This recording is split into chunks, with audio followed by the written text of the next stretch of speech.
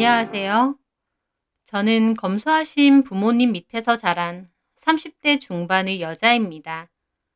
꼭 필요한 것만 사고 한 번 산 건 최대한 오랜 사용해야 된다는 게 저희 부모님의 철칙이세요. 무슨 물건이든 쉽게 쓰여지고 쉽게 버려져 쓰레기가 하늘처럼 쌓이는 요즘, 저는 하나를 사더라도 제대로 된 걸 사고 오래 사용하는 소비 방식이 얼마나 중요하고 좋은 습관인지 잘 알고 있습니다. 그래서 저희 부모님은 돈 무서운 줄 알아야 된다고 하시면서 예전부터 용돈도 그냥 주시지 않았어요. 집안일을 돕거나 부모님과의 약속을 지키면 용돈을 주시곤 했죠. 그래서 저는 돈을 버는 것도 힘들고 그만큼 함부로 쓰면 안 된다. 돈을 쓸 땐 꼭 필요한 곳에 써야 된다는 생각이 강하게 박혀 있습니다. 저희 부모님이 짠돌이는 맞지만 금전적으로 여유가 없으신 분들은 아니세요. 저희 아버지는 건설업체를 운영하시는 대표시고 어머님은 무용학원을 운영하고 계세요. 환경 자체만 보면 여유가 있는 집이지만 돈에 엄격하신 분들인지라 돈을 펑펑 쓰면서 살아본 적은 없습니다. 그래서 고등학교 졸업할 쯤 부모님이 얘기하시더라고요. 대학교 등록금은 얼마든지 내줄 수 있다. 그 외의 용돈은 네가 직접 벌어서 써라. 라고요. 저는 알겠다고 했고 아르바이트를 하면서 제 용돈은 제가 벌어 썼습니다. 그러면서 저는 돈을 좀 더 잘 불리고 효율적으로 모아야겠다는 생각을 하면서 주식이나 펀드 등에도 관심을 많이 가지고 공부도 많이 했어요. 친구들이 토익 공부하거나 자격증 공부를 할 때 저는 도서관에서 주구장창 가서 주식 펀드 관련 공부를 했으니 좀 유별나긴 한 것 같았습니다. 제 취미나 관심사가 돈이었으니까요. 아무 곳에나 섣불리 투자하지 않고 그 기업의 운용 포트폴리오를 연구하면서 앞으로 투자할 만한 가치가 있는지 장기적으로 따지며 조금씩 투자를 했습니다. 거기서 이익을 얻으면 다시 재투자를 하는 식으로 투자 및 공부를 했고 그 덕에 저는 졸업할 때쯤 꽤 많은 자산을 보유할 수 있었어요. 그리고 금속공예라는 제 전공을 살려 졸업 전부터 좀 독특한 커스텀 액세서리를 주문 제작해서 파는 쇼핑몰을 운영했어요. 취업해서 하는 직장 생활보다 제 스스로 대표가 되고 싶었거든요. 쇼핑몰에서 판매되는 상품들은 가격대가 좀 있었지만 확고한 고객층이 있는 편이라 매출은 꾸준히 좋은 편이었습니다. 처음에는 혼자 운영했지만 졸업 후에는 사무실도 구하고 직원도 3명 정도 구해서 함께 하고 있어요. 매출은 꾸준하게 잘 나오고 있고요. 제 이런 성향을 아는 주변 친구들은 저한테 똑순이라고 하더라고요. 하지만 경제적인 부분에서 똑순이면 뭐합니까? 정작 남자 보는 눈은 형편없는데요. 연애를 몇 번이나 했는데 하나같이 다 쓰레기 같은 남자였어요. 대학교 때 만난 선배는 저한테 접근해 주식 정보만 엄청 빼갔고 쇼핑몰 운영할 때 만난 남자는 틈만 나면 저보고 돈 많지 않냐고 돈 좀 빌려달라고 하더라고요. 저는 그런 게 다 너무 지긋지긋해서 다음에 남자를 만나게 되면 제 사업 얘기나 자산에 관한 얘기는 일체 안 해야겠다 생각했습니다. 그러던 어느 날 운동으로 다니던 수영장에서 그 남자를 만났어요. 이름은 윤종찬이고 회사원이었어요. 인물도 멀끔했고 어깨도 넓고 몸도 좋았습니다. 저랑 같은 강습반이었는데 초반에는 서로 오며 가며 인사하고 지내다가 강습 시간에 서로 간간히 대화도 나누었어요. 그러다 점차 친해져 강습 후에 만나서 커피를 마시거나 맥주도 한잔하는 사이가 되었죠. 종찬 씨는 친화력도 좋고 좀 능글맞은 성격이었어요. 약간의 허세도 있고 자기 일이나 능력도 좀 부풀려서 말하는 스타일이었습니다. 지금 생각해보면 딱 속빈 강정 스타일이지만 그때 당시에는 귀엽다고 생각했어요. 그래서 종종 만나다가 결국 사귀게 되었죠. 저보고 무슨 일 하느냐고 해서 그냥 액세서리 쇼핑몰 다닌다고 했어요. 제가 대표라고 하면 또 이전 남자들처럼 저희 쇼핑몰 매출에 더 관심을 가질 것 같아 그냥 대충 그렇게 말했습니다. 남자친구는 만나는 동안은 저에게 참 잘했어요. 뭐 먹으러 가면 자기가 무조건 돈 다 내고요. 제가 내려고 하면 무조건 막으면서 아, 여자가 내는 거 아니야. 자기 월급 얼마나 된다고 그래. 내가 낼게. 그러면서 자기가 냈습니다. 저는 그런 게 좋아 보이더라고요. 그전 남자들, 제가 쇼핑몰 대표라고 하면 네가 돈 잘 버니 네가 내라는 소리 귀에 딱지가 앉을 정도로 많이 했거든요. 그리고 저는 경차를 타고 다니는데 경차 타고 다니면 위험하다며 어디 갈 때는 꼭 자기 차를 이용하더라고요. 남자친구의 차는 국산 승용차였는데 종종 나도 벤츠 사고 싶다 그런 소리를 잘하더라고요. 어쨌든 서로 잘 만나고 있었습니다.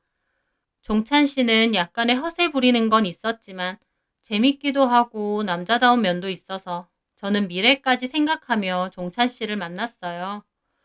종찬 씨도 종종 결혼 후의 이야기를 저에게 하기도 했고요. 그렇게 1년 정도의 만남을 가졌을 때였습니다. 그 즈음에 종찬 씨가 몹시 어두운 얼굴로 저를 만나러 왔어요. 무슨 일 있어? 우리 엄마 암이래. 말기. 종찬 씨는 비통한 얼굴로 그렇게 말했습니다. 저는 깜짝 놀랐어요. 갑자기 쓰러지셔서 병원에 갔는데 너무 심각한 상태라 바로 입원을 하셨다고 하더라고요. 의사 말로는 얼마 남지 않았다고 그동안 어떻게 버티신 거냐고 했대요. 종찬 씨는 자기가 엄마에게 너무 무신경했다고 괴로워하더라고요. 저는 너무 안타깝고 마음이 아팠습니다. 그래서 저도 한번 병원으로 가서 어머님을 뵈었어요. 어머님은 상태가 너무 안 좋아서 얼굴도 까맣고 내내 잠만 주무시더라고요.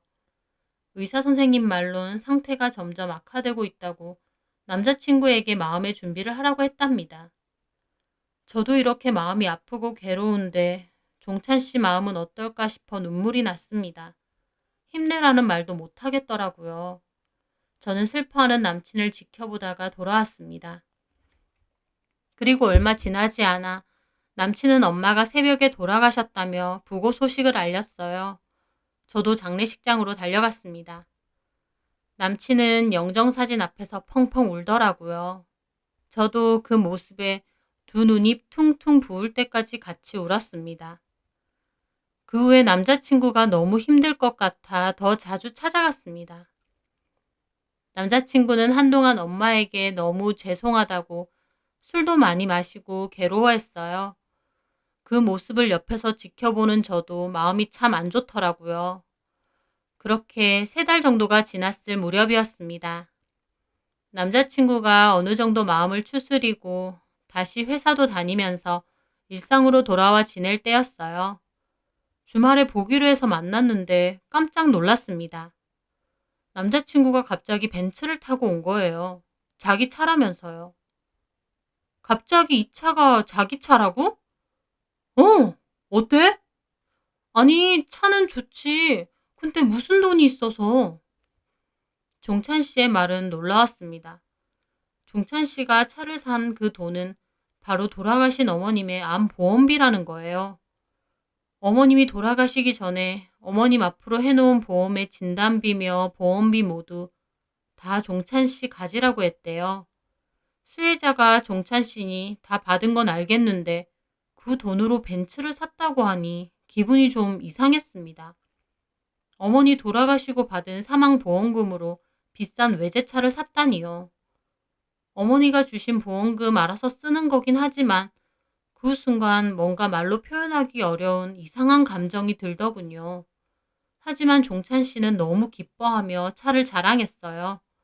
그 전부터 노래를 부르며 갖고 싶어 했던 차거든요.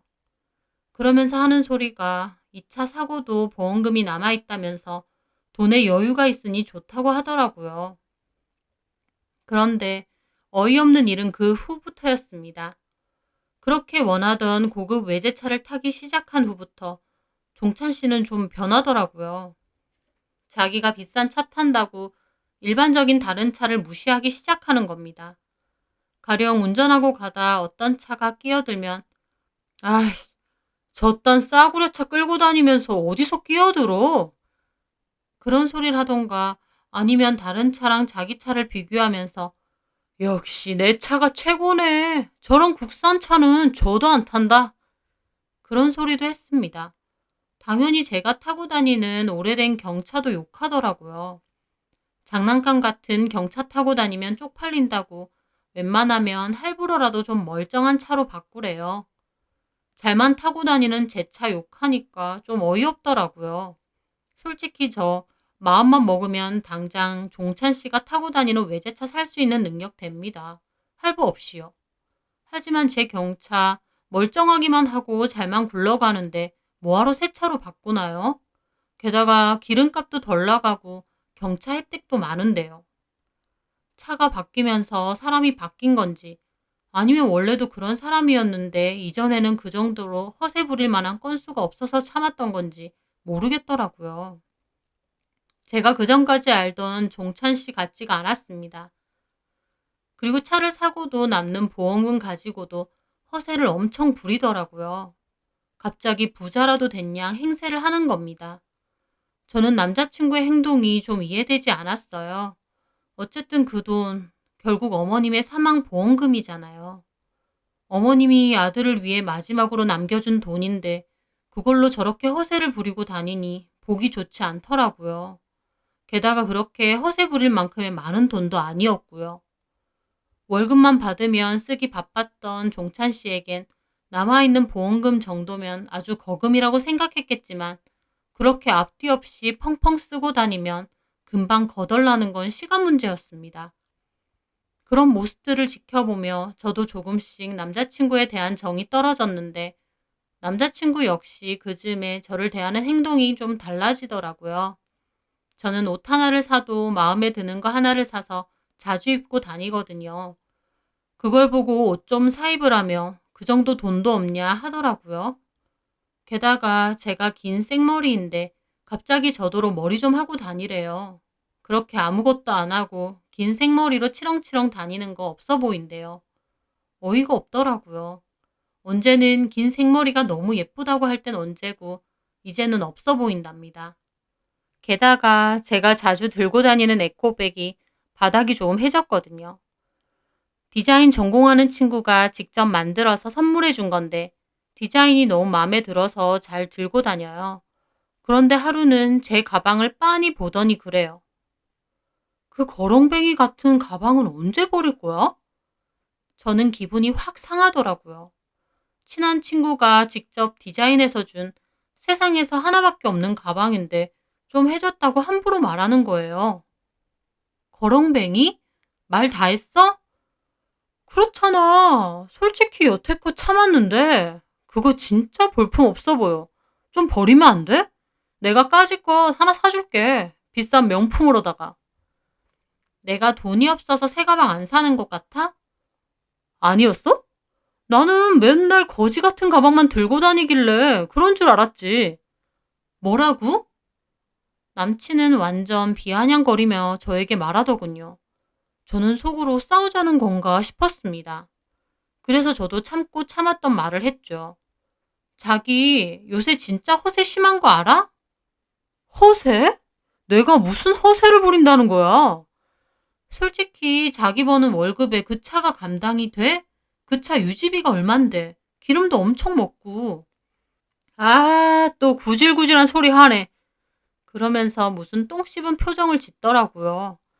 저는 기분이 확 상해서 말했습니다. 구질구질? 그래. 차라리 이렇게 말 나왔으니 얘기 좀 하자. 나 요새 너한테 진짜 정 떨어질라 그래. 궁상도 정도껏 떨어야지. 다 떨어진 거지 같은 가방에 뭐 옷은 맨날 같은 것만 입고 왜 그러고 사냐? 네 또래 여자들 얼마나 잘 꾸미고 화려하게 잘 다니는 줄 알아? 너는 액세서리 쇼핑몰 다닌다는 애가 왜 그렇게 구질구질하게 다니냐? 그러면 너처럼 분수에도 안 맞는 외제차 끌고 다니고 갑자기 돈 생겼다고 펑펑 쓰고 다니는 게 좋은 거야? 멋있는 거고? 톡 까놓고 말해서 그런 게 다 허영이고 허세라는 거야. 그랬더니 남친이 갑자기 아이씨 하면서 자리에서 일어나는 거예요. 뭐? 분수에도 안 맞아? 누구더러 분수에 안 맞대? 내가 끌고 다닐만 하니까 끌고 다니는 거야. 나는 지금 내 차가 내 분수에 맞는 거고 너는 네 똥차가 네 분수에 맞는 거고. 야, 됐다. 그만하자. 나 너랑 못 만나겠다. 너랑 있으면 나까지 구질구질해지는 기분이야. 그래서 저도 말했습니다. 그래 헤어져. 너 허세 부리고 허영 부리는 거 나도 더 이상은 못 봐주겠다. 그래 헤어지자. 솔직히 진작에 너랑 헤어지고 싶었다. 네 그 거지 같은 가방 갖다 버리고 싶었던 게 하루 이틀이 아니야. 내가 충고 하나 하는데 너 앞으로 연애하고 싶으면 제발 그렇게 구질구질하게 다니지 마라. 남자들 그런 거 딱 질색해. 그럼 나도 충고할게. 너도 앞으로 연애하고 싶으면 그 허세랑 허영 좀 버려라. 여자들이 그런 거 모를 줄 알아? 쥐뿔도 없는 게 머리에 똥만 차가지고. 똥? 너 말 다 했냐? 이 거지 같은 게. 야, 거지 같은 가방 들고 꺼져. 내가 옷 좀 사 입으라고 돈 좀 주리? 유치하게 막말을 해대는데 아주 못 봐주겠더라고요. 저는 그대로 밖으로 나왔습니다. 집으로 오는데 얼마나 기가 막히던지요. 엄마 사망 보험금으로 허세 부리고 다니는 골빈놈. 저도 더 이상 보기 싫더라고요. 그렇게 그 남자와는 끝이 났습니다. 그래도 1년 정도 만났으니 남자친구가 헤어지면 많이 슬플 줄 알았는데 생각보다 별로 타격은 없더라고요. 그래서 그냥 제 일이나 열심히 하며 살고 있었죠.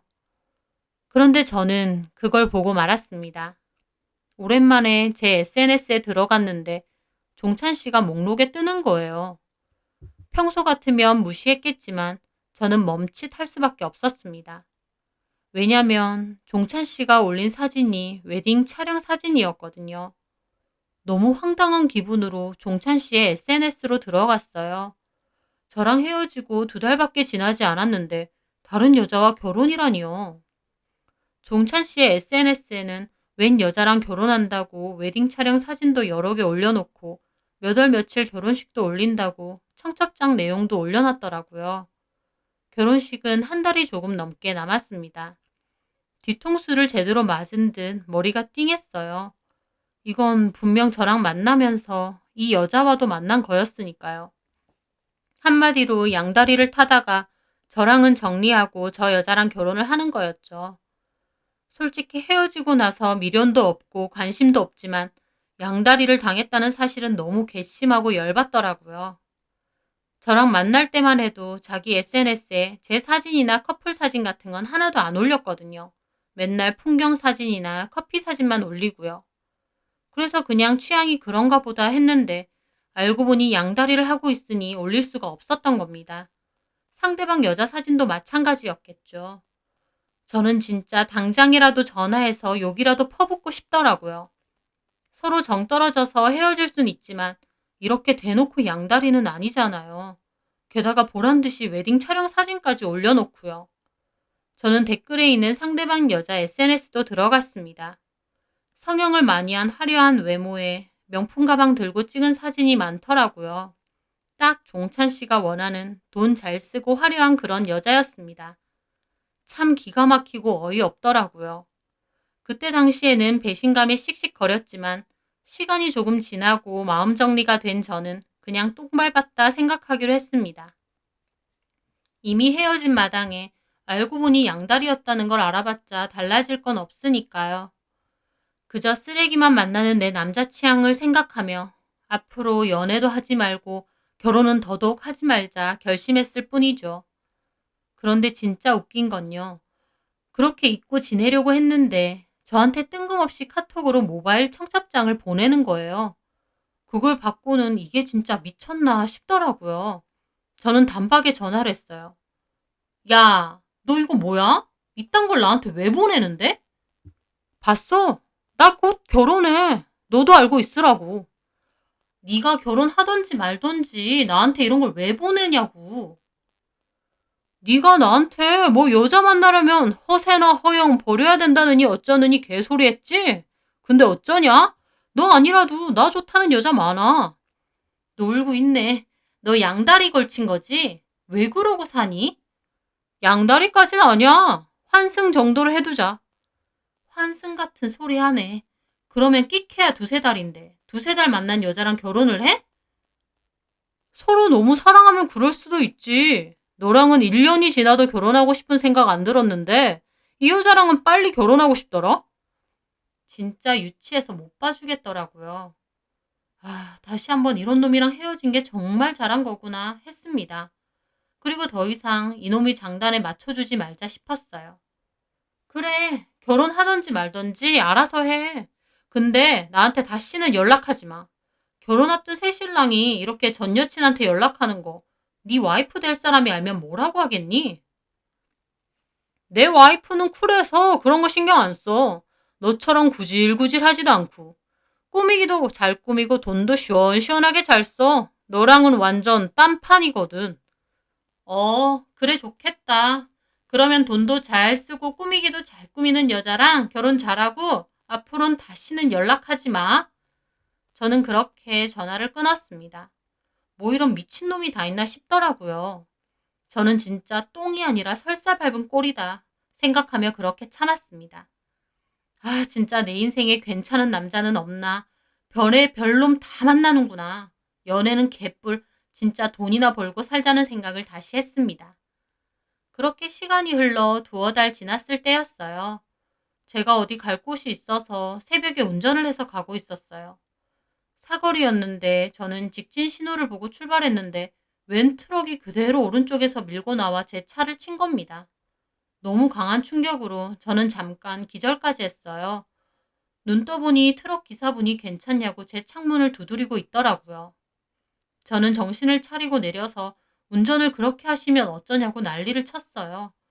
그나마 사람이 없는 이른 시간대라 다행이지 다른 차라도 있었으면 정말 큰일 날 뻔했습니다. 그렇게 보험사를 불러서 처리를 했고 저는 병원으로 갔습니다. 다행히 목 근육만 좀 놀랐고 많이 다치진 않았어요. 그런데 사고 났을 당시에는 경황이 없어서 몰랐는데 후에 보험사에서 연락이 와서 보니 차는 폐차시켜야 될 정도로 거의 반파 상태가 됐더라고요. 구사일생으로 제가 앉아있던 운전석 정도만 괜찮았고 조수석이며 뒷자리까지 다 엉망으로 구겨져 있었던 거예요. 저는 그걸 보고 등골이 오싹하더라고요. 진짜 천운으로 살아났다 생각밖에 들지 않았습니다. 그 차는 결국 폐차를 했고 저는 한동안은 무서워서 차 없이 다녔어요. 그러다가 몇 달이 지나고 일 때문에라도 차가 있어야겠다 싶어서 새 차를 구매하기로 했습니다. 무조건 튼튼하고 안정성 좋은 차를 1순위로 찾은 저는 튼튼하기로 유명한 외제차 브랜드에서 가장 최신에 나온 SUV로 구매를 했습니다. 차체가 두껍고 커서 그런지 좀 더 마음이 놓이더라고요. 그리고 그 후에 직원들끼리 오랜만에 회식을 하기로 했습니다. 저희 회사는 회식을 자주는 하지 않지만 한 번 할 때 고급 레스토랑에 가서 회식을 하거든요. 인원이 많지 않으니 고기 구워 먹고 술 먹고 이런 것보다 비싸고 좋은 곳에서 식사만 하고 헤어지는 게 더 좋을 것 같아서요. 그날은 일부러 직원들이랑 옷도 잘 차려입고 출근하기로 약속도 했어요. 그렇게 저는 오랜만에 꾸미고 출근을 했죠. 직원들은 저보고 대표님 너무 예쁘다고 맨날 이렇게 다니시라고 하더라고요. 저는 좀 쑥스러워서 어떻게 맨날 이렇게 꾸미고 다니냐고 귀찮다고 하고 말았어요. 그리고 퇴근 후 제 차에 직원들 3명을 태우고 인근 레스토랑으로 갔습니다. 예약된 자리에 앉았는데 갑자기 제가 차에 지갑을 놔두고 온 게 기억나서 직원들에겐 있으라고 하고 저만 주차장으로 다시 나갔거든요. 차가 있는 방향으로 걸어가고 있는데 저는 그곳에서 그놈을 마주친 겁니다. 윤종찬, 바로 전남친 놈이요. 세상도 좁지. 어떻게 그곳에서 그렇게 마주치게 되는 건지요. 그놈은 자기 와이프 같은 여자랑 자기 차에서 내리고 걸어오다가 저를 알아보더라고요. 저도 그놈인 줄 알아봤는데 속으로 짜증난다. 어떻게 여기서 마주치냐를 되뇌이며 제 차로 갔습니다. 그런데 제가 차문을 열고 지갑을 꺼내 다시 출입구로 가려는데 그놈이 입구에서 저를 쳐다보고 있는 거예요. 엄청 의아한 얼굴로요. 그 표정은 전에 타던 경차는 어쩌고 저 외제차에서 내리냐라는 표정이었어요. 그놈 와이프는 지네 남편이 저를 빤히 보고 있으니까 인상을 쓰며 아는 사람이냐고 물으면서 전 남친놈 팔을 잡아당기더라고요. 저는 쌩까고 그냥 안으로 들어갔습니다. 먼저 자리로 돌아와서 직원들이랑 얘기하고 있으니 전 남친네도 들어오더라고요. 근데 하필이면 제 자리 근처로 예약을 한 것 같았어요. 아, 마주친 것도 모자라 자리까지 가깝네 싶어서 순간 짜증이 났지만 그냥 모른 척 직원들하고 대화를 나눴습니다. 대표님, 저희 먹고 싶은 거 다 시켜도 되죠? 그럼요. 회식 자주 하는 것도 아닌데 다 시켜요. 와인도 한 병 시키고요. 저는 운전해야 되니까 저 빼고 드세요. 대표님 최고! 이런 회식 너무 좋아요. 근데 여기 많이 비싼데. 괜찮아요. 시키고 싶은 거 다 시키고 실컷 드세요. 그렇게 화기애애하게 얘기를 하는데 옆쪽 테이블에 앉은 전 남친놈이 자꾸 힐끔힐끔 거리는 거예요. 자꾸 그러니까 그 와이프도 저를 의식하는 것 같고요. 저는 속으로 왜 저러나 싶어서 불편했습니다. 그렇게 식사를 하며 이런저런 얘기를 나누고 있을 때였어요. 갑자기 제 옆에 직원이 소근거리며 저한테 그러는 거예요. 대표님, 저희 옆 테이블 커플이요. 싸우는 것 같아요. 그 말에 앞에 앉은 직원도 소근거리더라고요. 그치, 나도 들었어. 왜 싸우는 거야? 몰라, 돈 어쩌고 그러는데? 남 싸움 구경이 제일 재밌어. 그 싸운다는 테이블은 전 남친놈의 테이블이었습니다. 저는 일부러 신경을 끄고 있어서 몰랐는데 직원 말론 싸우는 것 같다는 거예요. 그래서 저도 귀를 열고 살짝 들어봤죠. 아, 그 얘기 그만하라고. 밥 먹으러 나와서 이래야겠냐? 아, 그럼 어쩌라고. 카드값 내야 되는데. 야, 너는 네가 버는 건 어쩌고 자꾸 나한테 그래. 그리고 그런 얘긴 집에 가서 얘기해. 네가 기어코 여기서 밥 먹자고 해서 예약까지 해서 왔는데 왜 난린데? 자꾸 독촉 문자 오니까 짜증나서 그런 거 아니야. 아이씨, 네가 쳤쓴 걸 왜 나한테 그러냐고. 네가 쳤어? 너 말 다 했냐? 내 카드 나만 썼냐? 너도 썼잖아. 네가 신상 구두 산다 어쩐다 하다가 그렇게 된 거 아니냐고. 아, 야, 됐다. 진짜 입맛 떨어지네. 대충 대화가 그렇더라고요. 전 남친놈은 창피한 것도 없는지 다른 사람도 있는 레스토랑에서 와이프랑 그러고 싸우는 거예요. 직원들도 쳐다보는데요. 대화 내용 들어보니 부부끼리 카드 엄청 긁고 다니나 보네 싶어서 어이가 없더라고요. 참 끼리끼리 잘 만났다 싶었어요. 결국 전 남친놈은 싸우다 말고 짜증내며 밖으로 먼저 나가더라고요. 와이프도 어디 가냐고 하면서 따라가고요. 직원들은 더 싸우지 어딜 가냐고 소근거리더라고요. 저는 속으로 전 남친이 너무 한심해 보였습니다. 그렇게 유난 떨며 저한테 있는 소리 없는 소리 하더니 아직도 저러고 사네 싶어서 혀를 차고 말았죠. 그런데 진짜 웃긴 일은 그날 저녁 일어났어요. 전 남친놈에게서 카톡이 온 거예요. 집에 들어갔니? 아까 식당에서 우연히 마주쳐서 진짜 놀랐어. 이 미친놈이 왜 갑자기 연락인가 싶어 그냥 쌩깠습니다. 그런데 조금 있다 또 톡이 오더라고요. 너 엄청 예뻐졌더라. 나랑 만날 때도 좀 그렇게 다니지. 나 아까 놀랐거든. 옷도 너무 예쁘던데? 결혼한 유부남이 어디서 수작인가 싶었어요. 제가 답장을 안 하니 잠시 후 또 톡이 오더라고요. 왜 읽고 답이 없어? 오랜만에 만나서 좀 반갑기도 하더라. 잘 지내지? 너는 나 오랜만에 봤는데 안 반가웠니? 그때 저는 뭐라고 하나 싶어 일부러 답을 한번 보내봤습니다. 엄청 잘 지내. 너도 잘 지내지? 제가 답장을 보내자 기다렸다는 듯 막 답장이 오더라고요. 잘 지내긴. 나 별로 안 좋아. 아까 봤지? 부끄럽게 너한테 그런 모습 보인 거. 와이프랑 맨날 싸워. 집에 있기도 싫다.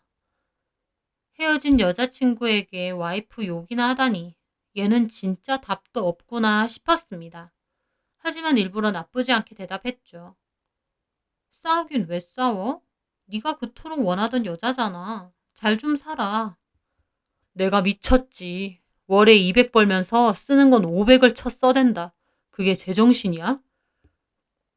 쥐뿔도 없는 게 대가리에 똥만 찼는지 무조건 명품 명품. 집에 물건이 아주 넘쳐나. 뜯지도 않은 택배도 한가득이고. 내가 아주 사기 결혼 당한 기분이야. 기가 막히더라고요. 제가 다시 대답이 없자 다시 톡이 왔습니다. 근데 너 아까 그 차는 뭐야? 너 로또라도 됐어? 갑자기 그 비싼 차를 어떻게 샀어?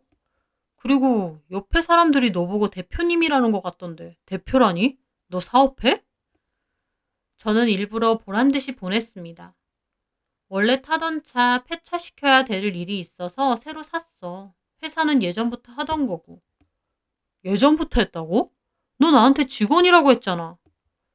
그냥 그렇게 말한 거야. 돈돈거리는 남자들이 하도 많으니까 지겨워서. 전 남친은 한참 뒤 답이 오더라고요. 그 액세서리 쇼핑몰을 너가 하는 거라고? 거기 엄청 비싼 것만 팔았잖아. 쇼핑몰이 얼마나 잘 되길래 그런 비싼 레스토랑에서 직원들이랑 식사를 해? 할만하니까 하지. 열심히 일하는 직원들한테 그 정도도 못 해줄까? 너 나 만날 땐 돈 진짜 안 썼잖아. 맨날 거지 같은 가방만 들고 다니고. 근데 네가 대표라니 좀 놀랍다. 그 차도 그렇고. 내 맘이지. 그럴 만한 능력 되니까. 나랑 만날 때 얘기 좀 해주지. 난 몰랐어 전혀. 솔직히 그런 부분 빼곤 너랑 나 잘 맞았잖아. 서로 많이 사랑했고. 저는 육성으로 지랄한다 싶었습니다. 그래서 딱 한마디만 더 하고 그쯤에서 남친과의 톡을 그만하기로 했어요. 아무리 그래도 유부남인데 이런 식으로 톡 주고받는 건 하면 안 될 것 같았거든요. 그래서 저는 하고 싶은 말을 담은 마지막 톡을 썼습니다. 내가 그런 얘기를 너한테 왜 하니? 했으면 나한테 콩고물이라도 얻어먹으려고? 기생충이야 뭐야. 그리고 결혼까지 한 남자가 나한테 톡은 왜 해? 내가 충고 하나 할게. 제발 정신 똑바로 차리고 땅에 발 좀 붙이고 살아. 분수에 맞지도 않는 사치 부리지 말고. 남한테 네 와이프 욕하는 짓도 그만해. 사기 결혼? 웃기고 있네. 그 여자도 너 같은 놈이랑 결혼한 거 사기 결혼이라 생각할걸? 한 번만 더 연락하면 네 와이프 SNS로 지금 한 대화 그대로 보내줄 테니까 이혼당하고 싶지 않으면 다시는 연락하지 마라. 저는 그렇게 보내고 바로 차단을 했습니다. 어이가 없더라고요. 아까 제 차랑 대표님 소리 듣고 다시 찝쩍거리려고 하는 게요. 그때 그렇게 헤어진 게 진짜 천만다행이다 싶었습니다. 자기는 결혼한다고 저한테 청첩장 보내며 비꼬는 소리 해댔을 때 저는 별말 못한 게 열받았는데 뒤늦게라도 하고 싶은 말 하니 속이 다 시원했습니다. 지도 생각이라는 게 있다면 제가 하는 얘기 기분 나쁘게만 들을 게 아니고 마음에 좀 새겼음 하네요. 갑자기 생긴 돈, 그것도 어머니 사망보험금 가지고 부자라도 됐냥 허세 떨고 살더니 앞으로는 제발 정신 좀 차리고 살았으면 싶습니다. 제 사연 들어주셔서 감사합니다.